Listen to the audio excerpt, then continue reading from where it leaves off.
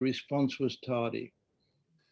If we had gone into lockdown on the 3rd of March, the spread of the virus amongst the British population would have been massively less than we ended up with on March 23rd when we did finally go into a lockdown.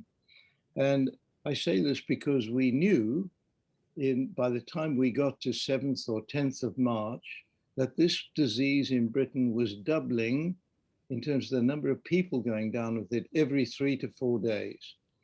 So a delay of 2 weeks meant, since every week was a quadrupling of the number of people going down with the virus, you can calculate just what the delay of 2 or 3 weeks meant to the spread of the virus around the country. But worse than that, we also allowed football games to proceed with crowds attending. There was a football game in early March in Liverpool against a team from Spain, and Spain was already known to have a significant outbreak, and the Spanish had stopped crowds attending football matches at that point.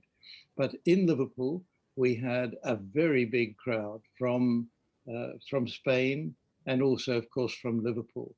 And of course, the result of this was that the disease spread rapidly. So there was that. There was, of course, the horse races that were held much later. And this looked to be, this may be hindsight, it looked to be a way of spreading the disease around the country as quickly as possible.